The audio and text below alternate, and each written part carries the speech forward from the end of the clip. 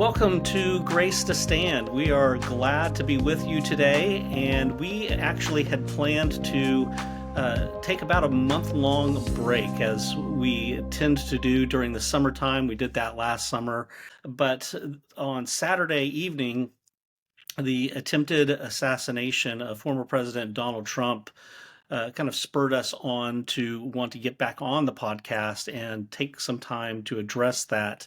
It's one of those moments in history where you just remember where you were when it happened.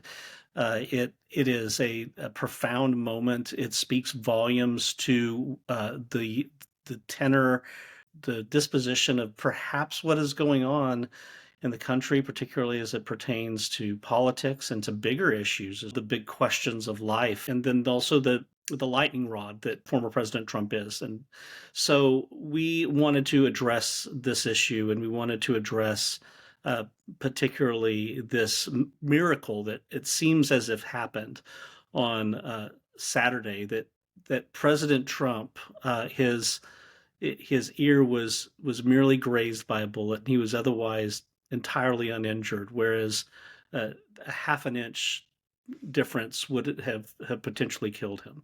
So, George, just share some of your thoughts about this and how you have processed it, maybe something that the church can take away as we reflect upon this. Yeah, we weren't going to record, Darin, and I actually was going to do a quick episode just saying we're taking a break because we hadn't said that, and you and I talked and said this is worthwhile of some reflections and thoughts. Obviously, I'm outdoors. It's like in the 90s, so I'm probably sweating and I'm in a tank top. But vacation is a time we can still have a conversation. I think, like you said, I don't know if you said it as we recorded or before we recorded, but this is going to be one of those moments that we will forever remember. In my own lifetime, there's now 3 of these moments. The first one actually was the Challenger exploding. And right. I just remember because our school had made such a big deal of it. I was in the Young Astronauts program. And so that was, as a little kid, that was very meaningful. The next one obviously was 9/11. It's that kind of that moment where you remember where you are. And, for our generation, I guess 9/11 was our JFK moment. And now there's this. And you always kind of think and wonder, like, how are these figures, presidential candidates, presidents always out in the open? And, the Secret Service always, they do the initial sweeps and keep them safe and protected. And so this was kind of shocking, atrocious, lots and lots of emotions there. And honestly, before anybody was even saying it, many of us felt it when he stood up with that fist in the air. I am unabashedly going to say I loved that moment. You take a bullet to the head, which, the ear is part of the head. You take a bullet to the head and you stand up defiantly. That's what I want in a leader, honestly. And if this offends some people, I'm sorry for that. I would add to that. Had it been President Biden, had the shoe been on the completely different foot, and President Biden stood up with his fist in the air, defiantly against that, standing up after having truly been shot, I would have been equally joyful. That honestly, wow. I agree. I mean, 100%. The president of the United States, yeah. If that happened to Biden, Obama, any of them, yeah, that's what I want my president to do.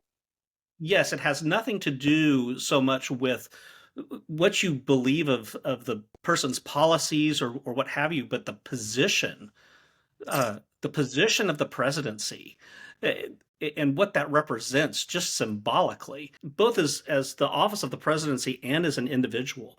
This individual has been shot. Any individual who's been shot and then can stand up within 30 seconds after having been shot with his fist in the air, and he's alive, and he's able to walk off of the stage under his own power. He's being protected by the Secret Service, but he could have walked off on his own power. And so Trump, Biden, whoever the case may be, it was like, you see that and it's like, what a relief. I can't believe he survived that. because he was truly shot. And again, a half inch, less than a half inch, a half centimeter to the side, and he's dead. I mean, immediately. Oh yeah, yeah. And that's what we want to that's where we want to go in this. I mean, there's lots of emotions and lots of questions about all kinds of things that I think it's appropriate to ask and even be upset about. But where we want to really go with this is providence, because Trump called it a miracle, and he said God prevented his death, and I agree with him 100%. And I've seen, some people say, particularly in the Reformed world, are going to say, well, everything's a miracle. God's in control of everything. And yes, he is. That makes this no less of a miracle. And then you're going to have people on the other side, say, well, that's just chance. He turned his head and the bullet grazed his head. And so there's all kinds of conflicting ways to view this. And we just want to talk about providence, Darin. And so with your perfect recall of the Shorter Catechism, what is God's providence? Since you just gave me a presbytery exam here, Yes. God's so what Yes. is God's providence, and we'll unpack it. His works of providence are his most holy, wise, and powerful preserving and governing of all of his creatures and all of their actions. And I think that is related to what the decrees of God actually are, which are his eternal purpose. This is another answer to a catechism question, but the decrees of God are his eternal purpose according to the counsel of his own will, whereby for his own glory he has foreordained whatsoever comes to pass. That's right. So you just think of the purposes of God in this. I mean, we can hypothesize, but we don't know entirely what the purposes of God are in this. But He did foreordain this to come to pass, and we also know that He governed all of the circumstances uh, that were involved in this assassination attempt, uh, and it was foreordained before the foundation of the world. Uh, And so, I mean, what are we to make of that when we think of God, when we think of um, his involvement in this, his purposes in this, uh, his purposes for the church? Yeah. Well, I think we also have to recognize, that a man was killed. And Right. so, the same providential hands that, saved one life allowed another to be taken in that, and is sovereign completely over that. Like you said, everything that comes to pass.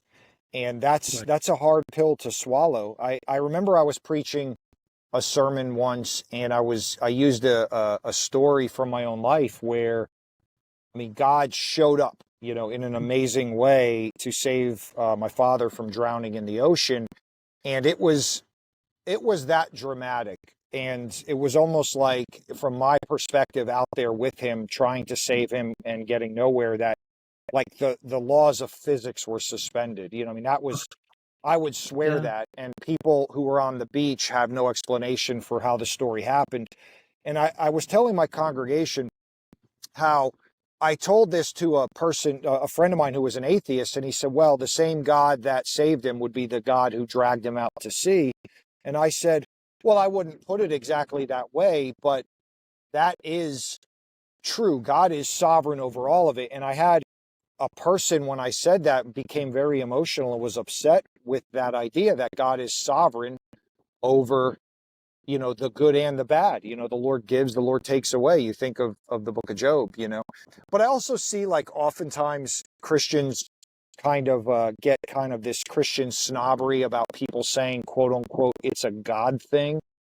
And, I just think that's not a fair assessment of life. Like, yes, God is in every detail that we'll never know.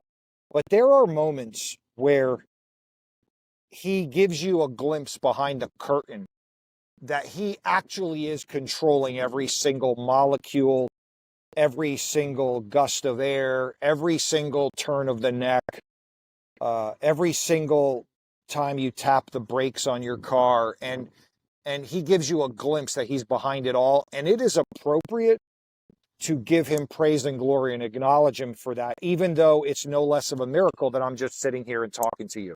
Yeah, I mean, there are there are ordinary circumstances of the world, ordinary events that happen and that we expect, and we, when we sit down and we consider it doctrinally, we consider it from the scriptures. Yes, we can admit that these are works of God's providence. They're works of God. Everything is a God thing. You're exactly right about that.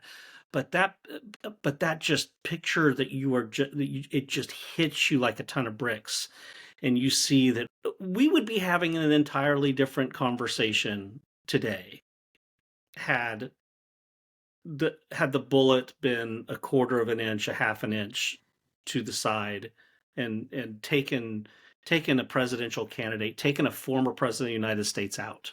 That would have been a work of providence too. That would have been, had that happened, that would have been part of God's decree to happen. But it would have been an entirely different conversation. And the trajectory of how this would have been processed by American citizens, by how this would have been processed by the church, and the outcomes of this all would have been very different. Uh, you know, so I just think that we need to pause and give God the glory. And again, it has nothing to do with your opinions of Donald Trump or Joe Biden and their politics and policies and who they are as people at all. It has to do with praising God that He preserved a life, particularly the life of a presidential candidate in our nation, and what all of that represents. Absolutely. I mean, to your point, I mean, who knows the civil unrest had that been a success? Cornelius Van Til talks Yes. about being fearlessly anthropomorphic. And that's a lot of, it sounds like a lot of gibberish, but anthropomorphisms are like when it speaks of God's right hand. God clearly doesn't have a right hand, but yet it speaks in ways to humanize him in such a sense. So Van Til says to be fiercely that way. In other words, we can't be so Calvinistic in our theology that we just think, well, God's controlling everything, and so, we can't call that a miracle. Everything's a miracle. We can't, he's just working everything out. And then we're sort of disconnected from that. No, the Bible portrays a God that answers prayer. The Bible portrays a God that shows up in radical form and expects us to respond that way, even though we know he's in control of everything. Actually what Calvinism is. The Yes. misunderstanding of Calvinism is hyper Calvinism, it's fatalism, it's quietism, Determinism. Yeah. it's determinism, where we're just passive observers in a world that's just and that's clearly not what the scripture teaches, and No. nor did Calvin or any of the other reformers affirm that. That's a misunderstanding. But I want to kind of going on to regards to speech, and President Biden spoke of turning down the temperature. We've heard that from a number of people on both sides of the political aisle. And I want to say that I personally am not particularly optimistic that that's going to happen. I mean, it might for a week. I mean, it might for 2 weeks. It's not going to happen. And the reason why it's not going to happen is because of the depravity that exists within people, and with the fact that we have become so unhooked from this doctrine of God's providence, the acknowledgement and recognition that God alone is the King of Kings and Lord of Lords, that politics has become a replacement for God. And it has become that way in the world, and it has become that way in the church. And again, on some level, it's always been like that. This is nothing new under the sun. But we do have elements of the time and place in which we live, the 24-hour news cycle, what we can dissect from social media and other online sources and all of that, where it's coming at us all the time. We as followers of Christ need to be people who speak the truth and don't capitulate to the spirit of the age and don't water it down. Don't make it sound like one side is, both sides are equal in their failures and so forth, and we just take this linguini spine third way. But at the same time, we have got to think about what our responsibility is as well, because I don't have any hopes at all for ungodly people Well, like right. to speak differently for any period of time. Yeah, I mean, and I think this event, and I think this is okay to talk about, has really just revealed just so much of that depravity that you're talking about. I mean, the joke with the number of headlines that misrepresented what happened: Secret Service escorts Trump off stage after falling, after noises heard in the crowd, all kinds of silliness. I mean, immediately if this were something that happened to somebody in the other party, they would immediately be calling it an assassination. And here, attempt, and here they wouldn't even say it. It's heinous. People blamed Trump for his rhetoric for getting shot, and I'm thinking the media and the current president and his campaign have done so much to ratchet this up. And I understand Trump is brash and says things people don't like, and he has contributed to maybe the political heat. But there is no comparison between one man who is brash and saying things and a whole media apparatus and campaign and sitting president of the United States that's calling him Hitler. That's blaming the victim. It's absolutely beyond the pale. Yeah, exactly. Either way, I mean, the guilt lies with the shooter, but I mean, our nation is on edge, and the rhetoric has been absolutely heinous. I mean, 2 days before this event, current president said a bullseye should be put on Trump. I know he didn't mean between he didn't mean assassinate. No, right. He didn't mean the crosshairs of a gun. People, whether you agree with them or not politically, are God's image bearers. And so when President Biden spoke of putting Trump in the bullseye, of course he did not mean assassinate him. I mean, I wouldn't impugn that upon President Biden. However, it's not in this type of politically charged environment and the season that we're in probably the most appropriate use of language. And we, as Christians, we're called to a higher standard. We ought to not be mimicking that sort of thing. We live in a country right now where the ninth commandment, people think all the sort of red letter sins are the biggest sins of America, with sexuality and that stuff, and maybe greed would be a second sort of thing. But the lying in this country is off the charts. If people can create a narrative and string it together so it's believable, it's almost supposed to be believable. And so I agree with you. I don't have much hope in the rhetoric getting tuned down. It should cause us to pause and think we need to speak in more responsible, and particularly if you're a follower of Christ, in a more Christ-honoring, people dignifying as image bearers of God manner. But for whatever reason, the Lord allowed this event, and also I believe made his showed up. God showed up, and again, He's always there. But it just seems you don't get that close and not realize that our days are numbered, and his was not up. We spoke about rhetoric, we spoke about Providence. The last thing I would think to talk about would be, I think it's okay for Christians to be upset about this and to ask questions about this. I don't understand how some 20-year-old kid got up on the only roof around, and that roof was not secured beforehand. How he was able to get shots off when he was in sniper scopes. how the crowd saw him and nobody. I don't understand that, and I think it's okay to ask those questions and to expect answers from those things. But I think what's important is what you said. We can't make an idol out of politics or allow these things to consume us, because this loops back around to that idea of providence once again. Because when we do that, when we become unhinged, and we allow these things to consume us, it's like we don't have faith in God, who is superintending all things. And we got to keep that in mind, So, Right.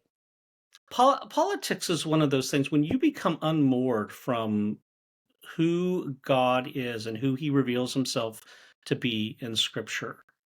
Politics makes a perfect substitute, because we are created to bow the knee to something greater than ourselves. And what is greater than politics? I mean, it's something that we all coalesce around. I mean, we're political beings. These figures rise to power, and they're often portrayed in almost some sort of messianic fashion. Like the answer is this person, and if this person doesn't get elected, then everything is going to spin into complete chaos. I mean, Christians don't bow the knee and make what is happening in government and in politics ultimate, because God is ultimately king, and the authority and the power that these people who hold these positions of power, they derive all that from the Lord himself. So we hold that in view of the fact that, yes, this matters because God works through means, right? He works through secondary means. He works through people, and so who gets elected and all that is very important. But ultimately, we need to rest. And that's what faith is, resting in the sovereignty of God and working towards his glory and living faithfully in light of all of this, which is going to just take on a different shape than it is. well, we I should. think, We should be showing a different way, it's a little bit of food for thought for the church and for us as followers of Christ. What are we called to do politically? There's a lot, right? And we have the privileges of participating in our political system in ways that most people who've gone before us have not, and even throughout the world today.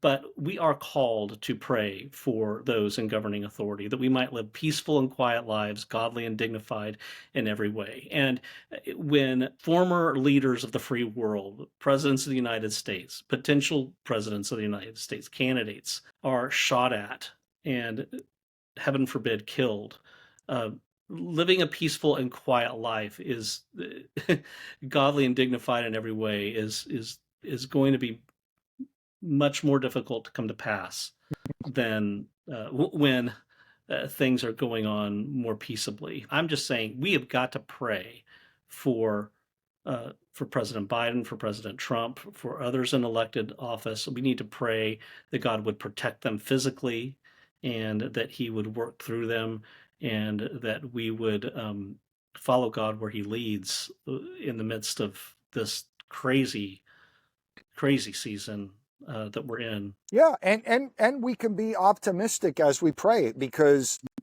who knows if God didn't save former President Trump for a purpose. I mean, he did save him for a purpose, and may it be rather than for our judgment, for the good of the United States of America, for the good of the world, and for the propagation of the gospel, for his own glory. Ultimately, that's my prayer. Anyway, Darin, I hope you have a great summer, and we'll be back at the end of the summer together on Grace to Stand.